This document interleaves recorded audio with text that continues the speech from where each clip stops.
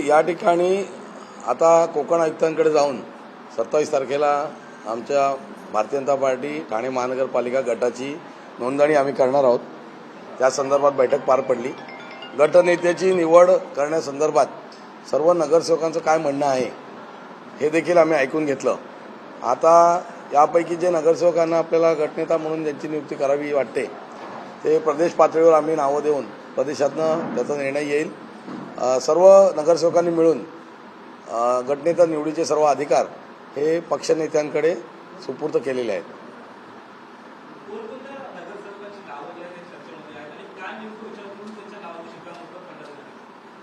नाही, कोणाची नावं चर्चेत वगैरे असं सांगणं उचित होणार नाही, परंतु त्याची सभागृहातल्या कामकाजाचा अनुभव आणि सर्व नगरसेवकांना मदत होईल, सभागृहात पक्षाची भूमिका मांडण्यासाठी त्याचा उपयोग होईल अशा पद्धतीच्या थोडा अनुभवी असलेल्या नगरसेवकाची याकरता निवड केली जाईल।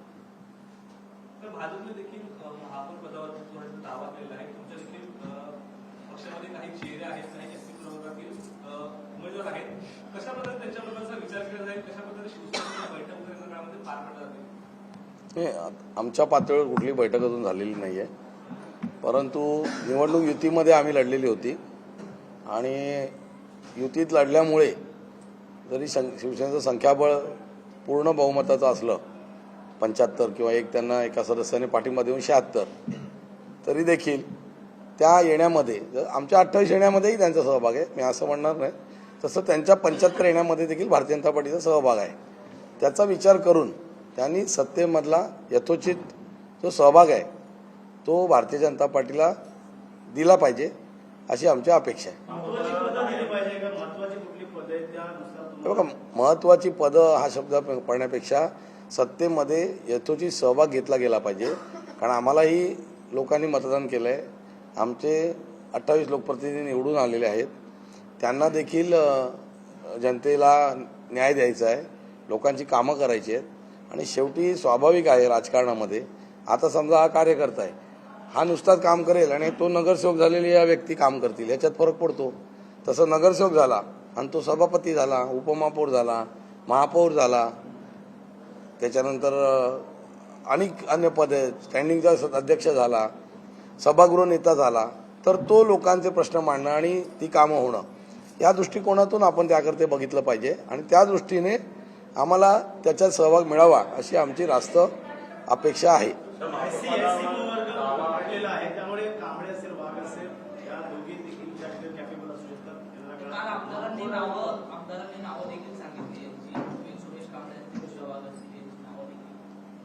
आता महापौर होण्यासाठी काय वाटाघाटी करायच्या हा राज्य पातळीवरचा विषय आहे, परंतु आम्हाला याचा आनंद वाटतो की उद्या SC ST OBC कुठलंही आरक्षण पडलं असतं तरी आमच्या 28 मध्ये आम्ही तो सर्व सामाजिक समीकरण इतकं सुंदर सांभाळलंय की आमच्याकडे एक ST नगरसेविका आहे 3 मधली, SC 9 मधले आमच्याकडे 2 नगरसेवक आहेत, पूजा वाघ SC नगरसेविका आहे आणि आपले सुरेश कांबळे SC आपला उषा वाघ आणि सुरेश कांबळे आमचे SC नगरसेवक आहेत, आपल्या कमलताई चौधरी शेड्यूल ट्राईबच्या नगरसेविका आहेत, OBC मध्ये तर भरपूर आहेत, मुकेश खुला OBC आहे, या मागे बसले आहेत, आपल्या काळटांगेबाई आहेत, आपल्या सिनियर नगरसेविका कोळी मॅडम आहेत, मडवीताई आहेत, ओपनमध्ये आहेत, OBC खुला, OBC महिला, आमच्याकडे सर्व प्रवर्ग आहेत। त्यामुळे आम्ही तसं पक्ष आमचा जरी आम्हाला 28 प्रतिनिधी मिळाले असले तरी आम्ही सर्व समाज घटकांचं व्यवस्थित प्रतिनिधित्व, सर्व भौगोलिक एरियांचं व्यवस्थित प्रतिनिधित्व करतोय आणि म्हणूनच ती घोषणा उदयाला आली ना, ती अशीच नाही आली ना, ती उत्स्फूर्त आलेली घोषणा आहे। प्रक्रियेतनं एखादी इमर्ज होते ना नारा, जसं एखाद्या मुवमेंटमध्ये नारा इमर्ज होतो तसा तो इमर्ज झालेला नारा आहे। शिलटे वडवली, भाजप वाढवली, बाय डिफॉल्ट आलाय तो।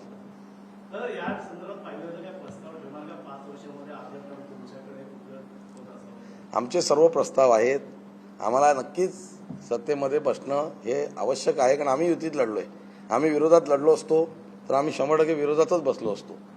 त्यामुळे विरोधी पक्षनेता पण काय वाईट पण नाही, उलट ते जास्त पॉवरफुल आहे, कारण कोणीतरी सत्तेत बसलं, आमच्याच विचारांचे लोक सत्तेत बसतील आणि आमच्याच जर झाला तरी उलट दोन्ही बाजूने जनतेचा लाभ आहे, कारण सगळ्यात मोठा पक्ष ते आहेत, त्याच्या पाठोपाठ मोठा पक्ष आम्हीच आहोत। बाकीचे पक्ष किती 12, 9 आणि 5 असे आहेत.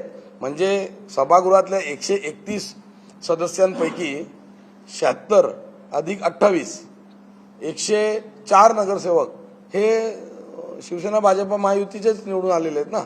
त्याच्यामुळे मग विरोधी आवाज त्यांचा एकदमच क्षीण आहे. त्याच्यामुळे आम्हाला विरोध बसायची अजिबात इच्छा नाही. ते बसणं पण चूक आहे, कारण आम्ही युतीत लढलोय. पण आम्हाला योग्य सन्मान दिला गेला पाहिजे. योग्य म्हणजे योग्य. आम्ही काय अवाजवी बोलत नाही. आम्हाला पण कळतं. आम्ही एवढे वर्ष युतीत काम केलंय, विदाऊट युतीत केलंय. संख्याबळ पुरेसं झालेलं आहे, पण ते युतीत झालेलं आहे याची थोडीशी जाणीव ठेवली गेली पाहिजे.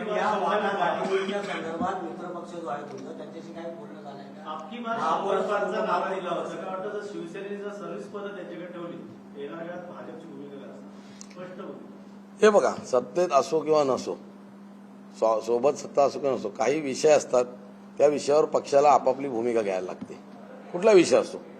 आता समजा एखादा उद्या सभागृहात विषय आला आणि एखादा विषय जो भारतीय जनता पार्टीच्या धोरणात्मक किंवा वैचारिक विषयातच बसत नाही, तर तो केवळ युतीत कुठल्या तरी पद घेऊन बसलो म्हणून तो काय घ्यायचा नाही असंही नाही, आणि विरोधासाठी विरोध करायचा असंही नाही. हे शेवटी स्थानिक स्वराज्य संस्था आहे. इथे लोकांच्या रोजच्या गरजा, रस्ते, लाईट, पाणी, बागा, हॉस्पिटल, प्राथमिक शाळा, ड्रेनेज, रोजचं येणारं पाणी, रस्त्यावरची लाईट, हे जे मूलभूत प्रश्न आहेत हे प्राधान्याने आहेत. आणि त्याच्यानंतर जी मोठी विकासाची कामं आहेत, उड्डाणपूल असतील, परिवहनची मोठी समस्या आहे, त्याच्यामध्ये पण काम करायला हवं आहे. ह्याच्यामध्ये काही धोरणात्मक निर्णय असतील तर तिथे पक्ष नक्कीच भूमिका घेतो. नाही, पण घेतली आहेत कुठे अजून? माझं म्हणणं काय आहे, नाही त्यांना काही चालवू दे ना. असं काही होत नाही ना त्यांचं चाललंय. असं सगळं प्रत्येकाचं आपापलं, उद्या आम्ही काही चालवू म्हणून आम्ही म्हणतो तसं होतं का? असं होत नाही ना. वरती पक्ष वरिष्ठ पातळीवर केंद्रामध्ये युती आहे, राज्यामध्ये पण युती आहे, आणि त्या अनुषंगाने ठाण्यापुरता विचार केला, ठाणे कल्याण मुंबईचा, तर या ठिकाणी देखील प्री पोल अलायन्स झालेला आहे. त्यामुळे तो प्री पोल अलायन्स हा त्यांना ग्राह्य धरावाच लागेल, हे आमचं म्हणणं आहे, आणि तो त्यांनी धरला पाहिजे. मतदारांचाही सन्मान आहे ना साहेब. असं नाही ना की आम्ही नगरसेवक आहेत म्हणून आम्हाला पदं दिली पाहिजे, हा विषय नाहीये. त्या नगरसेवकांच्या पाठी मतदारांचा घटक आहे ना, तो विचार करा ना. ॲव्हरेज एका उमेदवाराला 12, 14, 18, 16 हजार मतं पडली आहेत. म्हणजे 30 लोकांना 16-48 2-2.5 लाख मतं आम्ही जर घेतली आहेत, तर त्या मतदारांचं पण प्रतिनिधित्व आहे ना. त्यांना पण कुठेतरी मान दिला पाहिजे. त्यांनी सत्तेत युतीमध्ये मतदान केलेलं आहे. या सगळ्या गोष्टी बघाव्या लागतात.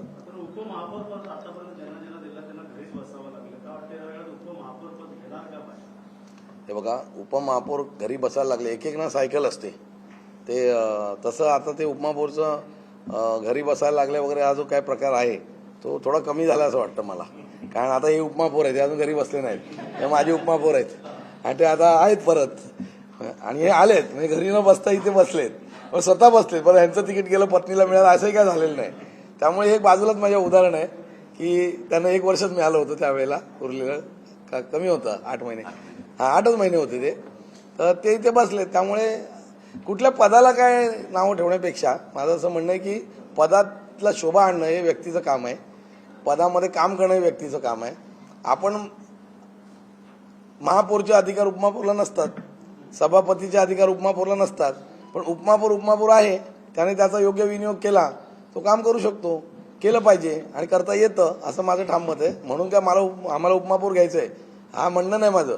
पण एखाद्या पदाला नष्ट ठरवणं, तिथे बसलं का हेच होतं असं काही नाहीये. आणि हे माझ्या बाजूला उदाहरण आहे. हा नाही, फक्त उपमहापौर नाही, काय काय आता चर्चा होते, काय वरिष्ठ ठरवत आहेत.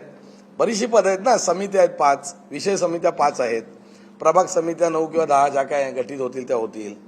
त्याच्यानंतर परिवहन समिती महत्वाची समिती आहे. शिक्षण मंडळ आता सध्या नाहीये, पण ते गठीत करणं असं कानावर येत आहे. त्याच्यानंतर उपमहापौर आहे, सभागृह नेता आहे, सभापती आहे, ही सगळी पदं आहेत. ह्या पदांमध्ये काहीतरी जो काय आता 75 आणि 28 म्हटलं तरी नाही, म्हटलं तरी 70-30 नाही, पण 73-27 एवढा तर रेशो होतोय ना, तो पण बघायला लागेल थोडा.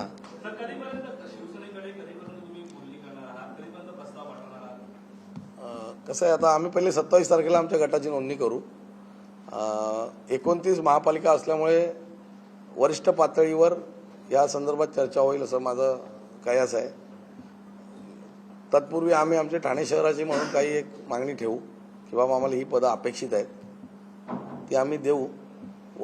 मुख्यमंत्री माननीय महोदय आणि प्रदेशाध्यक्षांकडेही ती मागणी ठेवू. त्यावर ते स्वतः इथे राज्याचे उपमुख्यमंत्री ठाण्यातले असल्यामुळे ठाणे हा विषय थोडा केंद्रशासित प्रदेश असल्यासारखा आहे, त्यामुळे अन्य महापालिका आणि ठाणे महापालिका यामध्ये थोडासा फरक आहे. कारण जो युतीतला पक्ष आहे त्याचे जे सर्वोच्च नेते आहेत ते ठाणे शहराचे आमदार आहेत शहरातले, आणि ते उपमुख्यमंत्री आहेत, त्यांच्या महापालिका त्यांच्या कार्यक्षेत्रात येते, आणि त्यामुळे इथली जी स्थिती आहे ही थोडी निराळी आहे. त्यामुळे त्याचे निर्णय बऱ्यापैकी वरिष्ठ पातळीवर काळजीपूर्वक ते घेतात.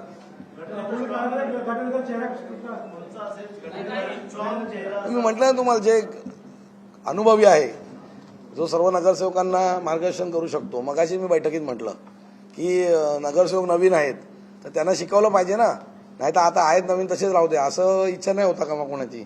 सर्व प्रशिक्षित झाले पाहिजेत.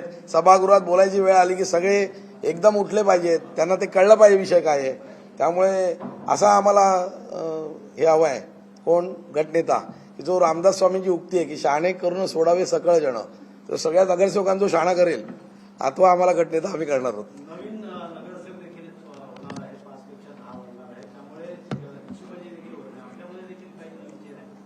नक्कीच जाऊ. त्याच्यामध्ये थोडे निकष आहेत. गेल्या वेळेला आपण त्या निकषांमुळे बराच वेळ कोर्ट कचेरीत अडकलं. समाज घटकातल्या विविध क्षेत्रातून पण निवड करावी, तर त्याच्यातले कार्यकर्ते पण असतात, काही काम केले कार्यकर्ते सामाजिक हे, तर ते त्याच्यातनं आम्ही निवड करून चांगले प्रतिनिधी देऊ. नाही, विचार करायला लागेल, त्याचं धोरण ठरवायला लागेल. निवडणूक लढलेला न लढलेला याबाबत धोरण पार्टी ठरवेल. धन्यवाद.